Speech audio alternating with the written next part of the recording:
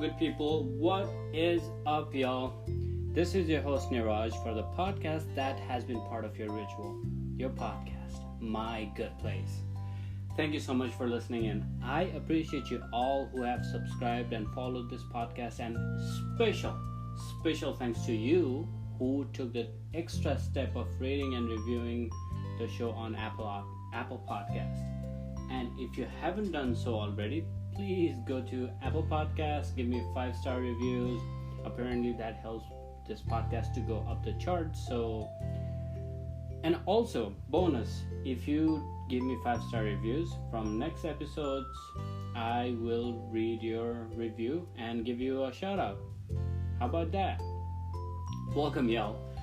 If you are new to the show, this is a podcast where we discuss the idea of afterlife with guests from different backgrounds, culture, different walks of life.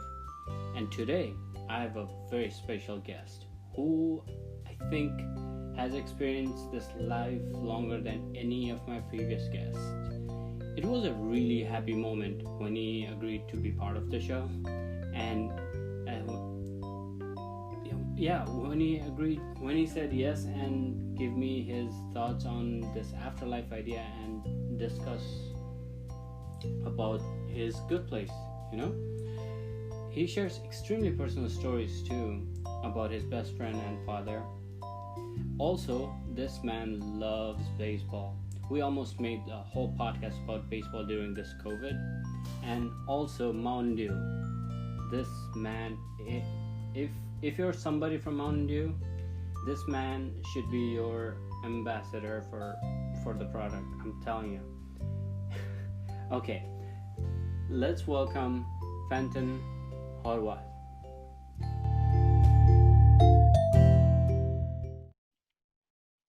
Hi Fenton, how are you? I am doing well. And how are you? I'm doing well also. So how is quarantining been for you? Well, the quarantine is taking root. It's driving me stir crazy because I don't get out of the house much. I don't get to do what I would normally do. I am outside currently, only because of the fact that it's more comfortable out here. If it starts raining, I'll be running for the inside shelter. But right now, as long as it's nice and cool.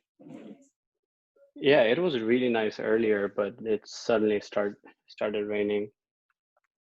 Well, we haven't had the rain here, But the thing is, I heard the expert did say outdoors are less transmissive. So as long as you're apart from mass gathering or away from people, I guess it's good to be outdoors. That's true too. Yeah. So I know you're a baseball fan, and Yeah, that's because I just told you. Yeah, that you did. Let's talk about baseball, how the whole COVID has affected your fandom, I suppose. Well, first of all, it's affected quite a bit by the start of the season, not being until about 2 weeks ago. I think what the team I follow, the Minnesota Twins, is only in their 6th or 7th game now today. When you see the games, they're piping in crowd noise that is fake, just for the broadcast purposes, which, to tell you the truth, I think they could do away with. I'm fine with just listening to the announcers and watching the game. The other issue is, it's really affected the teams.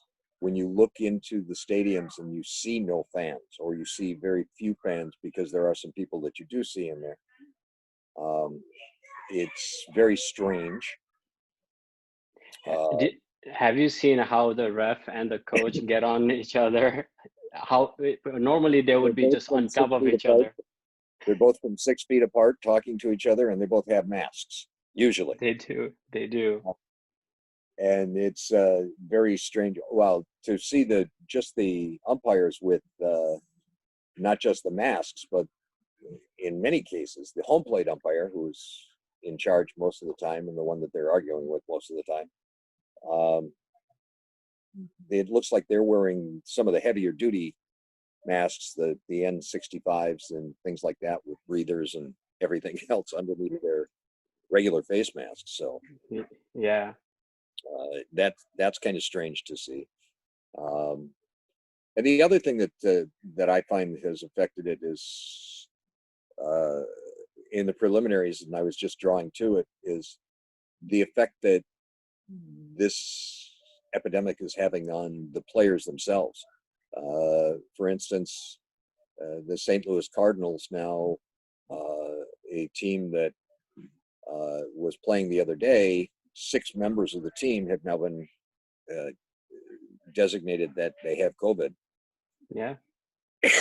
And that's going to create, and no, my cough is not from COVID, it's from smoking too long. Um, it's going to be an issue, I think, coming up. This weekend they were supposed to play the Milwaukee Brewers. Well, because their 6 players had COVID, the entire team is affected, but the Milwaukee Brewers are affected. The Miami Marlins were affected at the very beginning of the season, along with another team. Both teams that threw out the next round of games. So baseball in and of itself has to figure out what it's going to do about the fact that they've got a shortened season. How are they going to play this out? Because in most cases, the games where they might have had a 3-game set with one team and move to another city, or have a day off and then have a 4-game set or a 3-game set. Now they're doing 2 games, 4 games, and they're back to back to back to back. So they really don't have time to get away. It just goes to show you that every individual needs to take part in being part of the cure, or at least part of the slowdown, by following the rules that the CDC guidelines have given out, and move on from there. Yeah, and I really liked what you said before I hit start record, is we should be part of the cure. We should be all contributing. Right. Everybody So has to contribute in some way. yeah, and we all have to follow the rules, and that's the only way it is, and the life will be somewhat normal, and then eventually, hopefully sooner, everything will go back to normal, and we can get back to the games and support our team. Very true. So let's jump from baseball to the main meat of the show itself. Okay. As I briefly mentioned you, I talk about afterlife. So let's start with, do you even believe in afterlife? Well, being brought up Catholic, I've always believed that we do have an afterlife. At least the soul of the individual has an afterlife. So the answer to the question, simple enough, is yes, I do. And I think just the religious beliefs that I've had all my life lead me to that conclusion. So this religious teaching is the only influence that you have for this conclusion, I suppose, or this belief? That is correct at this point. Yeah. So I I was brought up Hindu, so clearly I don't know what the Christian teaching is. So what do you think, from what you know and what you've learned? What do you think happens right after you die? Uh, that's very strange. Just from talking to certain individuals, friends that have experienced kind of momentary death. We work with one individual that you know, that has had a major heart attack. And talking to him about it, the experience that he revealed was kind of along what I would think, is that it's almost like you're looking down upon yourself and your body, your physical body, physical form. And then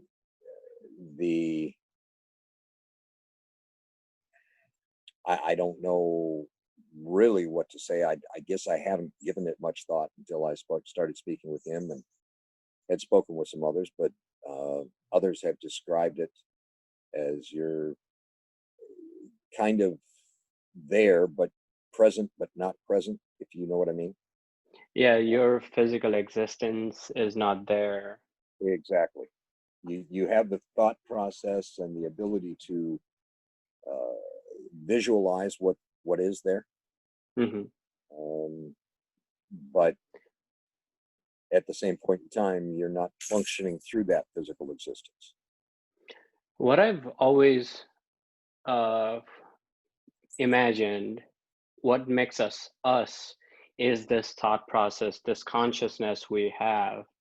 Now, you bring up this new idea that when our physical body is just laying there and we're just observing from far, we will have that consciousness. We do have that thought process, but it just we don't have that physical existence, right? The to go back to what I was saying, yes, I believe that, and my religious teachings, the Christian teaching is that the conscious keeps going. We use the term soul rather than consciousness, but I think that they can be put together as being the same thing. So do you think these are two different things, consciousness and soul? Well, I think that there's a self-awareness or a self-consciousness that is existent within us. Whether they're two different things or not, no. But I think that on the physical level, the consciousness that we display here is possibly different than what we may display in depth. Mm. Yeah, that's definitely interesting. Something I hadn't thought of. So let's say this, or you do believe in afterlife, and let's say we all go to this good place and we have our own unique good place.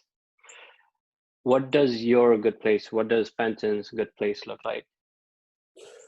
Uh, I like that smirk. no, it's not a smirk; it's a smile. I've been accused of smirking a lot when I smile. My good place can be described best. Since you've been in the United States, you've toured a lot of areas. You went to Alaska, for instance. I did. I have not, but growing up here, there are some locations that I have gone. Every year, friends of mine and I would take a trip to the Boundary Waters maybe 2 or 3 times a year. The Boundary Waters, if you don't know it, is it's a series of interconnected lakes between Canada and Minnesota, North Dakota, upper Wisconsin, and it is a beautiful place where it's pristine. The water is so clear that in some of the lakes, when you look down, you think you're seeing the bottom of the lake. And in realism, the bottom of the lake is about 25 to 30 feet down. Mm-hmm. The rock formations and things underneath you. So if you step out of a canoe or you step out onto the water, you might immediately sink and not realize how far down you're going. There's lots of trees usually. The air is crystal clear. In the evening hours, the sun is, as the sun is going down, the stars start to pop out. And just being able to see that much of nature all at once in just a very relaxing situation. They don't allow motors on most of the lakes in the Boundary Waters. They don't allow. You can have a fire, but they provide you, at least on the U.S. side, they provide you with cook grate. But it's basically just rustic camping. You put up a tent. You have nature all around you. Bears come into camp. Occasionally, you'll see moose, deer. Um, in one excursion that I had a not a bald eagle, but a golden eagle, which is a little larger, fly to about 6 inches off my head, trying to grab a cap that I had on my head while we were trying to take pictures of it. I don't know if we ever got a picture of it or not, mainly because the camera that I was calling for was a video camera, and the friend of mine who was in the back of the canoe unfortunately wanted his camera first, so he made a lot of noise, and that's what kind of triggered the golden eagle to fly over us. Got it. Same point in time, what I initially asked for the camera for was a couple of moose that were sitting off. We've had little field mice roll up into our campsites, crawling into chili bags that we had pre-made and brought up there to cook.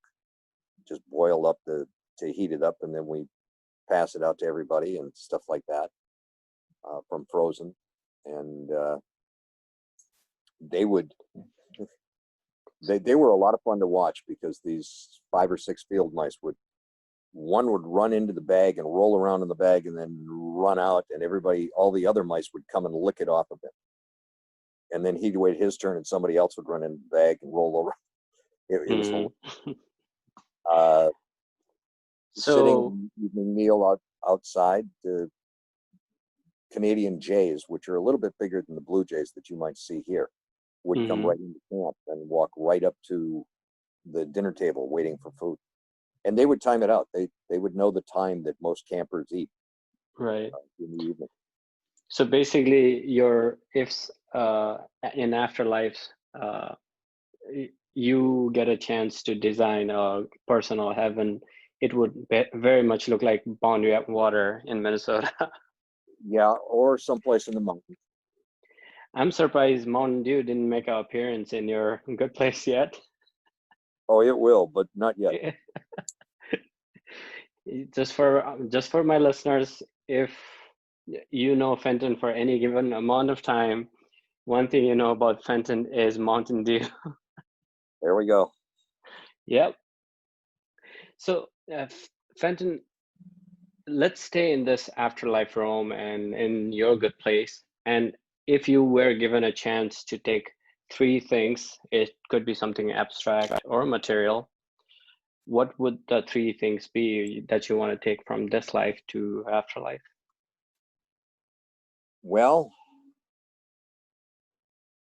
and just to make it interesting, before you say anything, just to make it interesting, if you pick any person, they will drop dead in this life. So I put a big asterisk. Yeah, now you're making it harder. You know, that's what I aspire to be when I grow up. Okay. Actually, I'm going to pick people that are already deceased. That's One fair. would be the best man of my wedding. His name is Bob. He was my guide to the Boundary Waters, and one of the reasons that I got started going up there. Unfortunately, he died on one of the trails up there while with his estranged sons and daughter.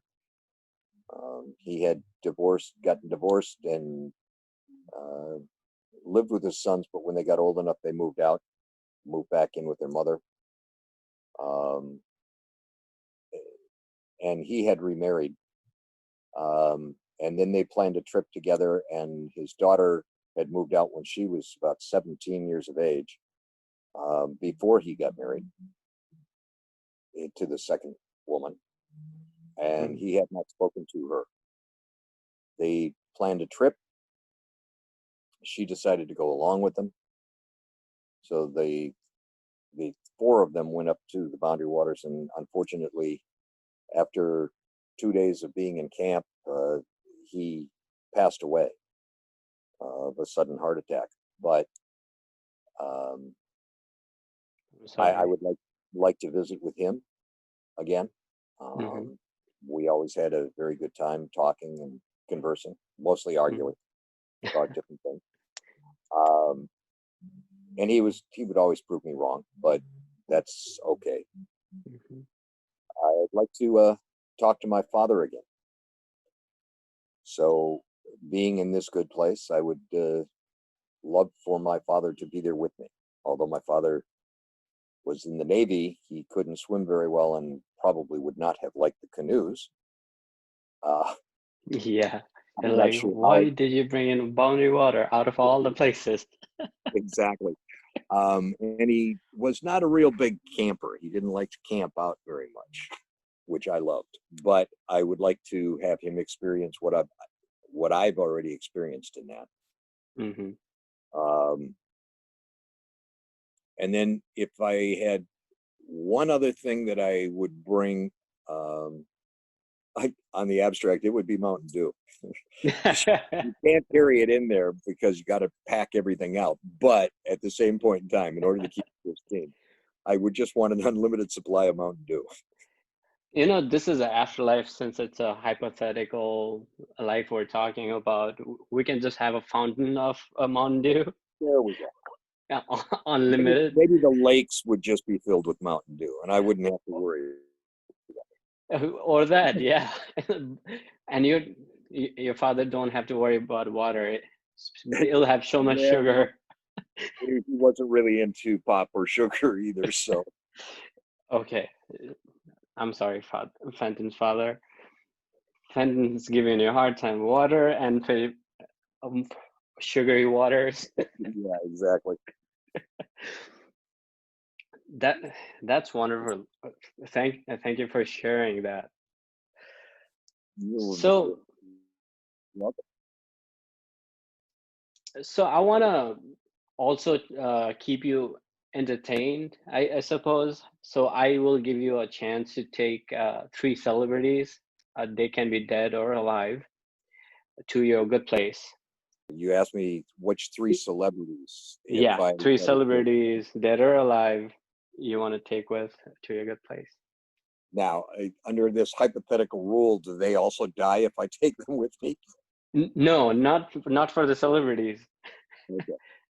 Um, Number one, Jesus. Okay. Um, I would really just love to converse with him individually, where he's not muted in what he's saying to me, Hmm. or saying to me what is written in scriptures, but just capability of speaking to him.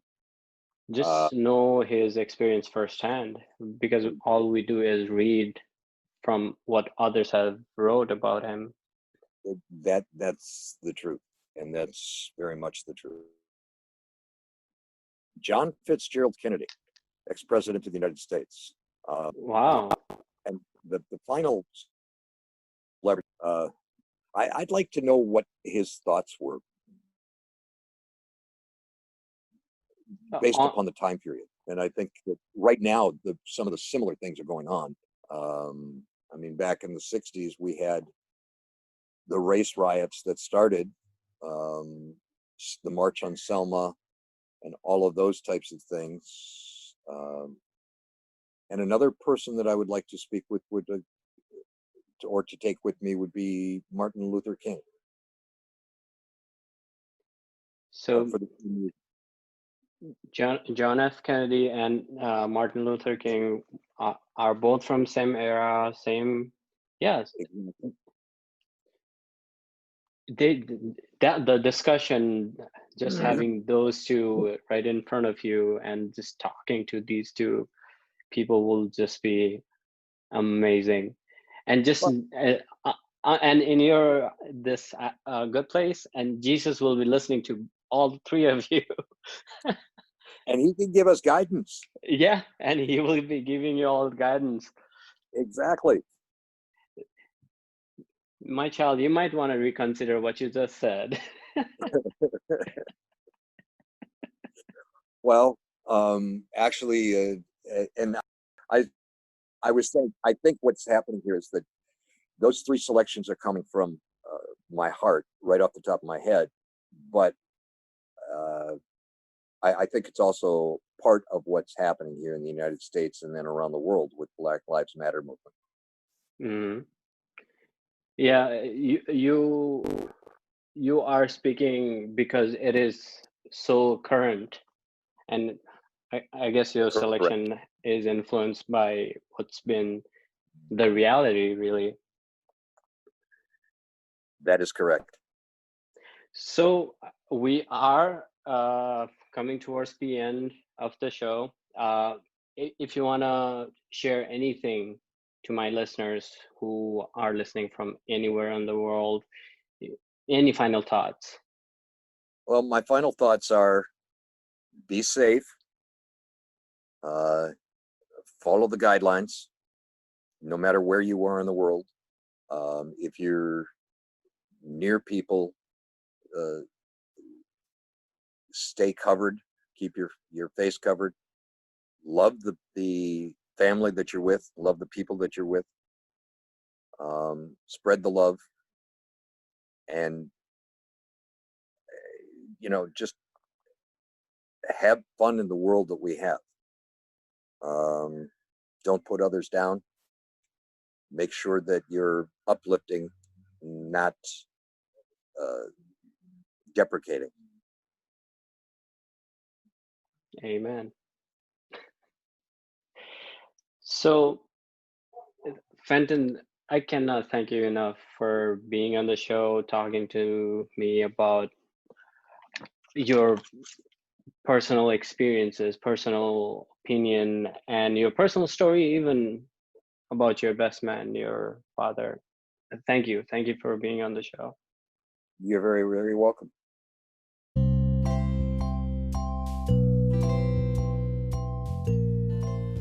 Hey, you good people. What did I tell you about Fenton's episode? Wasn't it wonderful? Just wonderful. Did you close your eyes when he described the serene, beautiful place that it's just the way he describes our boundary water? It's just magical, isn't it?